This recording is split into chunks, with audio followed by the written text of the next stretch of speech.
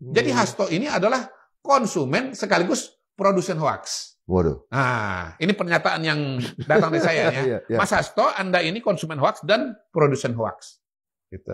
Artinya dia sedang memancing Pak Jokowi untuk melakukan laporan ini. Nah, bukan Pak Jokowi. Ya, bukan Pak Jokowi saja. Ya, oh iya. Terutama polisi. Terutama polisi ya. Jadi dia ini mancing, mungkin tadi ya, anggaplah ya Pak Jokowi untuk melaporkan dia. Ya. Mancing polisi untuk nangkap dia.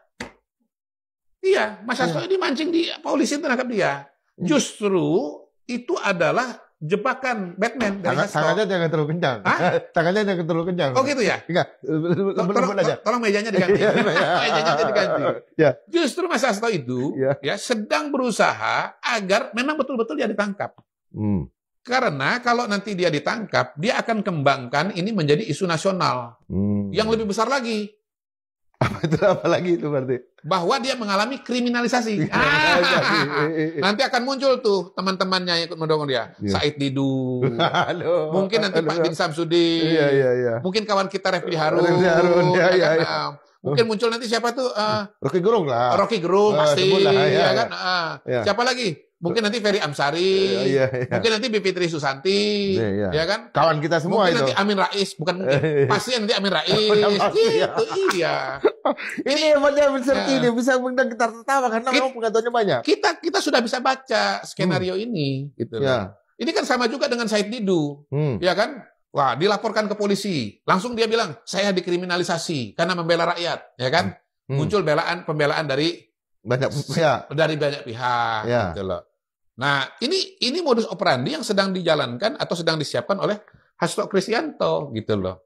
Pertama memang dia mau membangun suasana, menciptakan kesan dan pesan bahwa ini Pak Jokowi ini curang, pilkada ini curang gitu. Sehingga timbul simpati kepada calon-calon dari PDI Perjuangan. Itu target minimalisnya gitu. 200 miliar kata dia kan di Jakarta. Semua isu yang dia lemparkan di situlah gitu untuk memancing simpati gitu. Oleh sebab itu saya sebut wawancara Hasto dan Koni Bakri ini dengan Akbar Faisal itu sebagai Dirty Vote jilid 2. Dirty Vote jilid 2. Karena dulu ada jilid 1. Yang tampil di sana itu teman kita juga.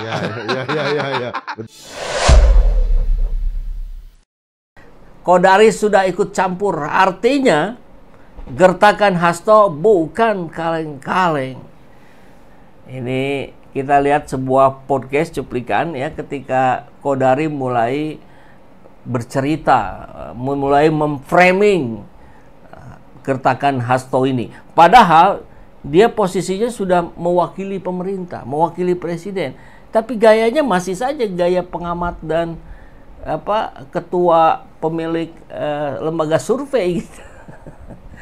Dah, kita coba lihat dari Eko Widodo. Kalau Kodari sudah turun, bro, artinya gertakan Hasto bukan kaleng-kaleng. Kita dengarkan. Mas Hasto, Anda ini konsumen hoax dan produsen hoax. Gitu. Artinya dia sedang memancing Pak Jokowi untuk melakukan laporan ini. Nah, bukan Pak Jokowi. Ya, bukan Pak Jokowi saja. Ya, oh iya. Terutama polisi. Jadi dia ini mancing, mungkin tadi ya, anggaplah ya Pak Jokowi untuk melaporkan dia. Mancing polisi untuk nangkap dia. Iya, Mas Hasto ini mancing di polisi untuk nangkap dia. Justru itu adalah jebakan Batman dari Hasto. Tangannya jangan terlalu kencang. Tangannya jangan terlalu kencang. Oh gitu ya? Enggak, lembut aja. Tolong mejanya diganti. Mejanya diganti. Justru Mas Hasto itu ya sedang berusaha agar memang betul-betul dia ditangkap. Karena kalau nanti dia ditangkap, dia akan kembangkan ini menjadi isu nasional. Yang lebih besar lagi. Apa lagi itu berarti? Bahwa dia mengalami kriminalisasi. Nanti akan muncul tuh teman-temannya yang ikut mendukung dia. Said Didu. Mungkin nanti Pak Din Samsudin. Mungkin kawan kita Refli Harun. Mungkin muncul nanti siapa tuh? Rocky Gerung lah. Rocky Gerung pasti. Kan? Siapa lagi? Mungkin nanti Ferry Amsari. Mungkin nanti Bivitri Susanti. Ya kan? Kawan kita semua mungkin itu. Nanti Amin Rais, bukan mungkin. Pasti nanti Amin Rais. Iya. Ini hebatnya seperti ini, bisa mengundang kita tertawa karena memang pengetahuannya banyak. Kita sudah bisa baca skenario ini, gitu. Ini kan sama juga dengan Said Didu, ya kan? Wah, dilaporkan ke polisi. Langsung dia bilang, saya dikriminalisasi karena membela rakyat, ya kan? Muncul pembelaan dari Badak ya. Dari Badak. Jadi ya apa yang dilakukan oleh Qodari ini sifatnya framing ya. Kan ini dilakukan bulan lalu. Jadi dia sendiri yang memframing itu. Ya sudahlah, toh ternyata betul-betul menggelinding menjadi isu nasional dan sekarang sedang gelagapan ya. Jokowi dengan konco-konconya, dengan kroni-kroninya sedang gelagapan karena Hasto akan membongkar, akan memunculkan bukti-bukti valid tentang keterlibatan dugaan korupsi para petinggi negeri. Ya, gimana lagi? Mungkin itu sudah jalan dari Tuhan. PDIP terlalu gede omongan bakal bongkar korupsi elit politik. Emang berani buka data? Guys, pernyataan PDIP kalau mereka nyimpen video korupsi elit negara kayaknya bakal berbuntut panjang nih. Soalnya, sekarang banyak pihak yang nantang PDIP guys buat buka data biar nggak gede omongan aja. Hal ini disampaikan sama Henry Satrio dari Akademisi Universitas Paramadina dan Lembaga Survei Kedai Kopi. Bagi Henry, apa sih artinya keluar-keluar gede omongan tanpa mengungkap data? Kalau ada, ya dibuka aja biar semua misteri kebuka. Henry berharap jangan sampai kayak gini jadi komoditas politik untuk balas dendam. Menurut kalian, omongan PDIP itu cuma ngomong aja atau emang beneran ada kasus korupsi elit negara ya guys?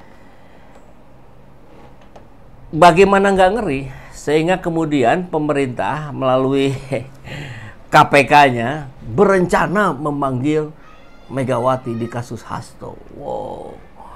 Padahal ini kasusnya suap ya, suap yang tidak mengambil uang negara gitu. Wih salah ya, jelas salah gitu.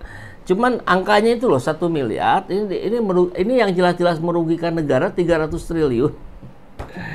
Cuman dihukum 6,5 tahun. Hasto kan belum, masih dalam proses. Cuman ketimpangan ini tampak jelas sekali bagaimana atensi fokus pemerintah terhadap orang yang jelas-jelas salah, malah diberikan keadilan yang tidak diberikan keadilan gitu. Dan rakyat melihat itu dengan sangat jelas.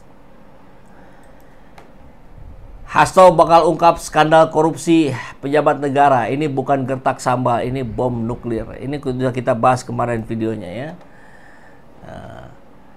Dan ini akan menyeret banyak pejabat negara. Jadi nggak mungkin nggak panik ya, nggak mungkin nggak waspada ya.